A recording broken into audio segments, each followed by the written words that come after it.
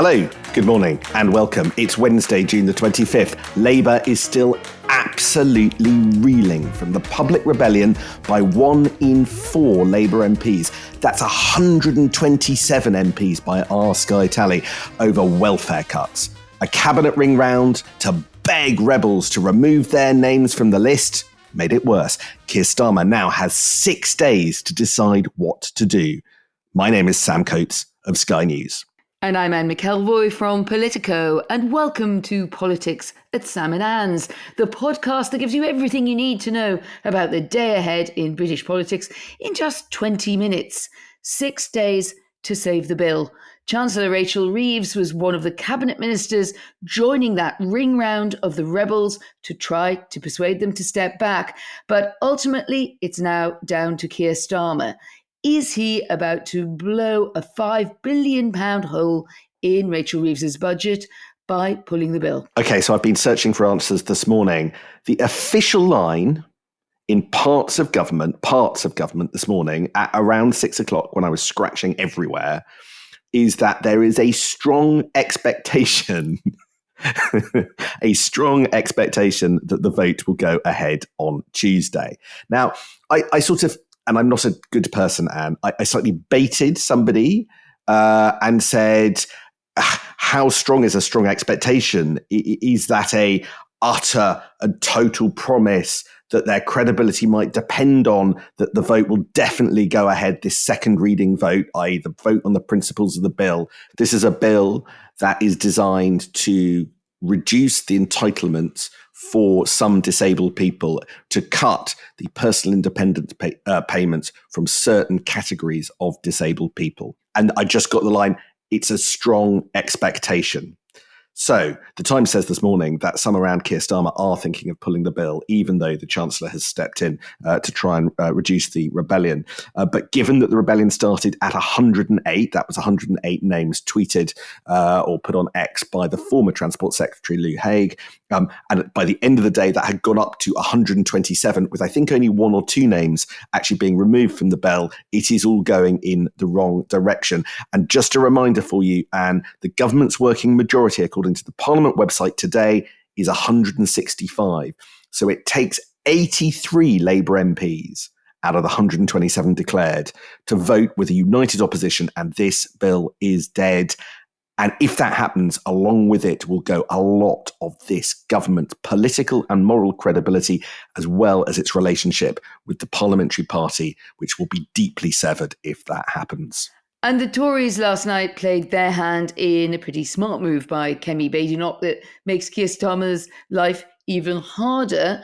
The Tories are backing the welfare reforms and saying, however, they'll only vote with the government if it goes further than currently, and the government promises no tax rises in the autumn. So it's really baiting a trap for Labour there, Sam, on 2 fronts, setting conditions, and the government can cry foul about this and say it's inconsistent or whatever they want to say. But the spotlight is going to be on Starmer's numbers problem in the Commons chamber on Tuesday. And whatever the arguments about the oppositioning, that's just got very real, hasn't it? Just as you were talking there, I got an update from Downing Street who absolutely insist that they're pressing on. Well, I'm going to have more on the background to this extraordinary rebellion in a moment. Also, later in the podcast, I just want to flag, I've got a leak of part of the draft NHS 10-year plan. It's the part about alcohol. And so lots in Westminster will be very interested to hear that. Apparently, it's a big problem. So what is and isn't going to be in the plan, I'll tell you a little bit later. But there's a lot of other news that we're going to do quite briefly, particularly stuff going on abroad. Okay, we'll get to our alcohol consumption later, Sam. Interesting there to hear that you're hearing directly from Downing Street as we're making the podcast. And to me, that just underlines how quickly this story is moving and what the concern is at the centre to wanting to show that they've got this and they feel confident to move on. But then they do obviously need to signal that if they are not to really look like they're going to get a massive defeat. Starmer might be relieved in the circumstances to be spending his second day at the NATO summit in The Hague. The announcement there is that the UK will be buying at least 12 F-35A stealth jets. They're the ones that can carry nuclear warheads.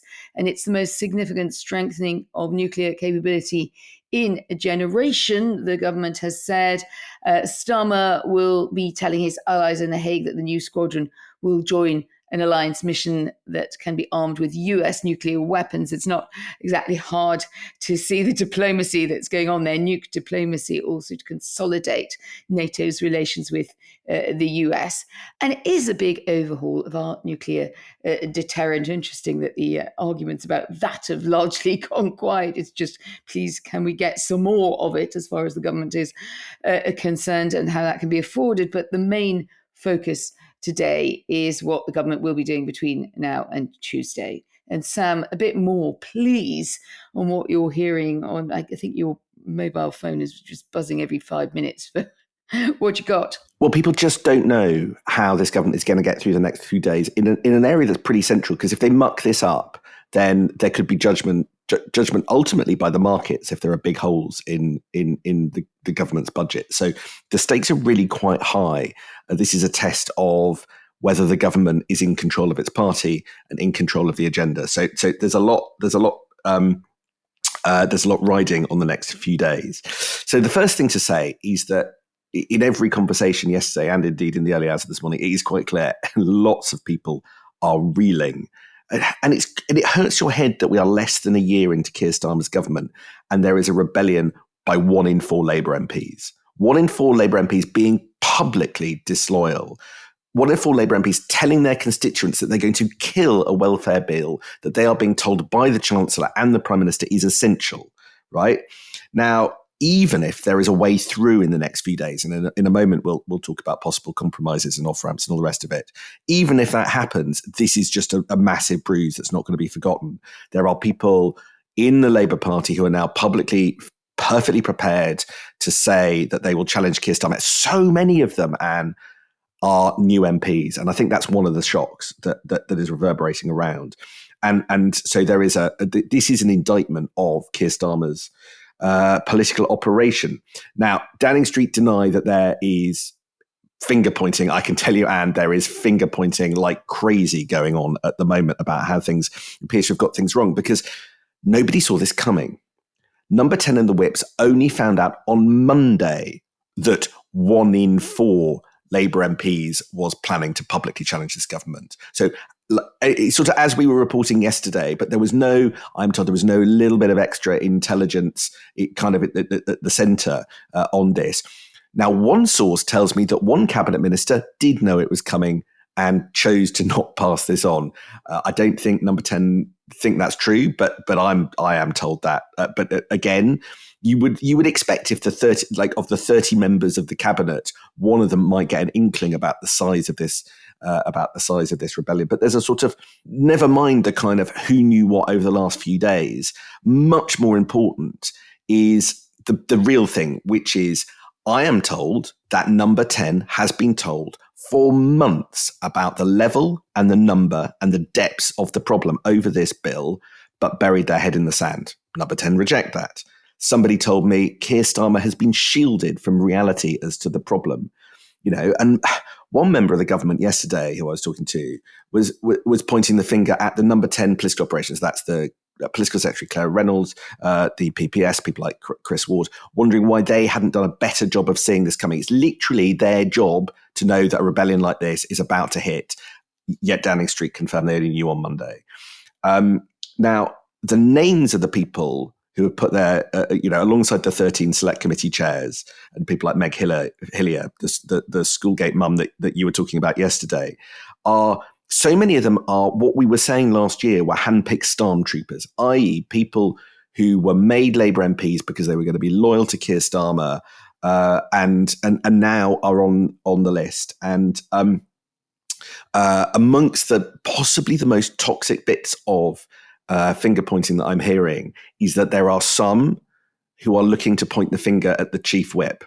Alan Campbell and the whips more generally. And the moment a government has a bit of a row between the leadership and the whips, it's really, really, really, it's one of those Ghostbusters crossing the streams moment, which can cause such a toxic explosion that you don't know where to look. And yet there are some people picking up that dynamic again.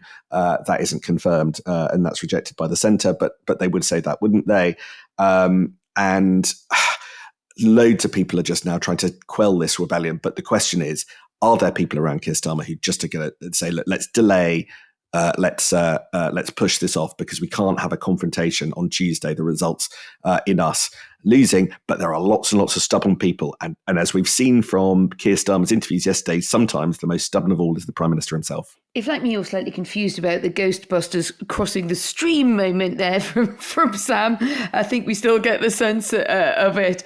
And one of the things that I was hearing last night, Sam, I was out and about, and there were a couple of Labour people at the event I was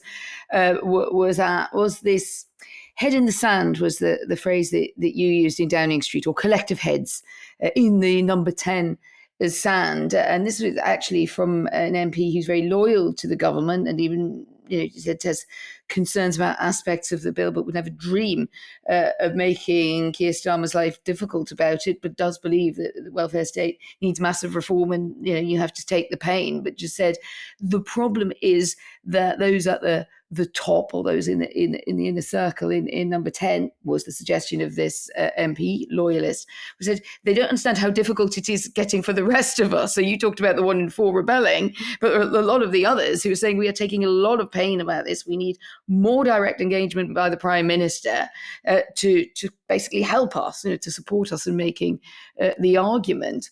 A minister also told Politico Playbook this morning that the government will need to make concessions, water down the legislation. We need to find a way out and compromise, they said. Well, that's very odd, isn't it? When I think you reflected at the top of your last comments there, Sam, that this is, we thought we would be here even a year ago when we all talked about how big that Labour majority was. It may have been thinly won and thinly spread, but it is, in working terms, a really substantial majority. So to find yourself in trouble a year in with a majority like that would signal, as well as what one thinks about the legislation, that something in the political operation is awry. And I think you're absolutely right that there's going to be quite a lot of blame passing. It would be really, I think, unproductive to start blaming or sound leaking that you're blaming the whips in the whips office now. Once you get that divide between the whips and number 10 on a big piece of legislation, that just makes things worse. What can we expect today? Well, certainly Conservative benches will have a bit of spring in their step, and let's expect the Tories to needle Angela Rayner at PMQs today and ask her, she's standing in for Keir Starmer, of course, because he's out of the country, what her stance is going to be, and try and force her to take a public stance on this. She's usually the darling of the soft left, and even to an extent left of the party. How strongly is she going to make the case on behalf of the Prime Minister when this is wildly unpopular across large swathes of Labour? I am told that privately Angela Rayner's on board, right? And she's on board with not only the plan, but also the efforts to try and get MPs on side. So I don't think the Conservatives will be able to open up a sort of cigarette paper on that. There's one saving grace here, Anne, and the question is the political operation in number 10 smart enough to be able to navigate it? And which is the consequences of this all going to a vote on Tuesday and the government losing are devastating. But it is not the case, I think, that all 127 Labour MPs actually want to kill this government by taking it to that point. This is a gigantic game of chicken. I mean, it's highly enjoyable for people who are Westminster watchers. I don't think it's that enjoyable for number 10, but it is a gigantic game of chicken to see who can move.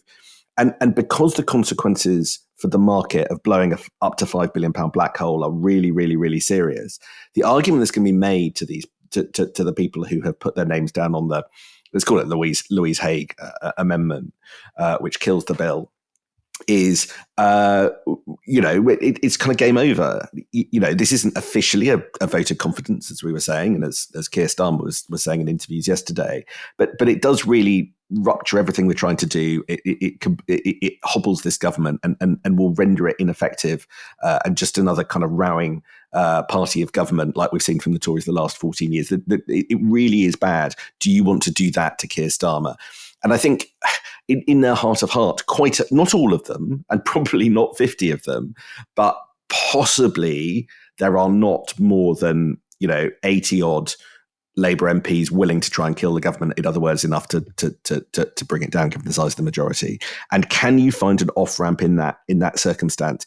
Is there a way, in particular, that you could change the sequencing of events, so delay the introduction of the cuts until there's a better sense of what the additional support is that would get people back into work, which is the Treasury's claim of why you're not going to get so many people being driven who are disabled, pushed into poverty, right?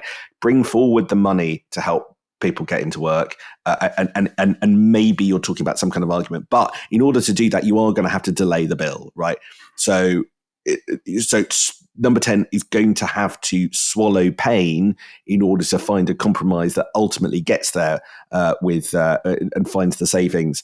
But, that means swallowing pride as well. And they're not going to like doing that. But it's not a government that ultimately has ended up worrying too much about U-turns. Yes, I think you're right about that. And probably there is a division inside that large number of rebels broadly between those who are just in principle outraged about the kind of whole working thesis of these cuts, where they're targeted, etc.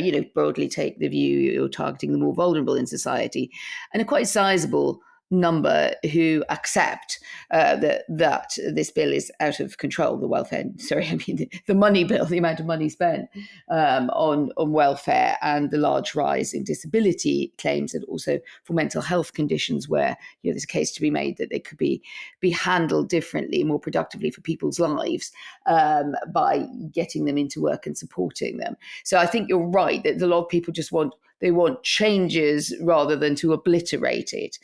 But there is still, I think, a problem there, Sam, in what you're pointing out, particularly for someone like Liz Kendall has to front this up in charge of welfare, that the argument the government made, if you remember when they introduced this, was this is not about saving money primarily. This is not driven just by the Treasury needing to save some billions here and there. This will be better for people. This is a welfare reform we wanted to do anyway. Well, few people actually believe that at face value. But the more you then start to say, well, actually, all right, we can delay this, or we can scrabble some money together here. Difficult for Rachel Reeves. She'll be getting rather fed up with that. Keeps happening, right? But it also does mean that the central message of the government gets watered down. And that's where I see a real danger too. Keir Starmer is like, what is your prospectus here? What did you really go into this expecting to achieve if really all you're going to do is bargain it away to buy off dissent? Okay, we're going to just pivot very quickly because we're basically out of time, but I want to crowbar in something Wes treating out and about, beginning the kind of countdown to next week's NHS 10-year plan. Got good news, Anne. I've had a leak of part of the draft NHS 10-year plan. There's the alarm, so we're going to have to do this very quickly. And it's the section on alcohol. Apparently, Anne, did you know this? Alcohol is a big problem. Did you know that? No comment. It costs the country, in terms of like healthcare and the impacts of it, a lot of money. So over £20 billion, the government thinks. And I think what it's done is that the government has sort of identified that 3% of people drink as much as 30% of the alcohol every year. Now, I wonder how many of them work in Westminster. I can quite see interviewers asking cabinet ministers whether they're part of the 3%. Many, many fun and games coming. But one of the things I think the 10-year plan has been wrestling with, given that the emphasis of this government is meant to be on prevention, is what do we do about it? Now, they have been mulling a number of plans, and in the 10-year plan draft, so not the final version, there are numbers. I've seen some stuff in what's known as square brackets, which means here are some ideas that are up for discussion. Now, I've got some of them haven't made it through, I'm told. One of the things they were thinking about was minimum alcohol pricing, which is what we've got in Scotland. And they were actively looking at that in this document. I have, in the last hour, been told that is not in the final plan. So it was discussed, it was looked at, but there's a tax arguably on working people that has disappeared from the document. There is also a plan to ban advertising. Now, I'm not being told that that's not in the plan. So we're going to keep an eye on whether or not they might ban alcohol advertising, a bit like they do with tobacco. There'll have to be big consultations. There'll be a big backlash, but that's quite a big deal as well. They also considered restricting the hours for shops and off licenses. Again, I'm told that's not in there. So of the various things that they considered, the more dramatic, arguably the more impactful stuff has disappeared. We'll wait and see about the total or partial advertising ban. But all these things were in drafts of the 10-year NHS plan. Is it that they've just lost their nerve? Is it that they worried about the tax implications of putting up the cost of booze that you buy in the shops? I don't have the full story, but dramatic solutions were nearly implemented. Dramatic solutions were nearly implemented. Sounds like one of those lines from Yesminster, but sounds like to me like something might still come forward on alcohol there, Sam, as you've been poking around and finding so much. There obviously the deep concern and serious problem aspect does remain. So it'll be really interesting what ends up in the review there.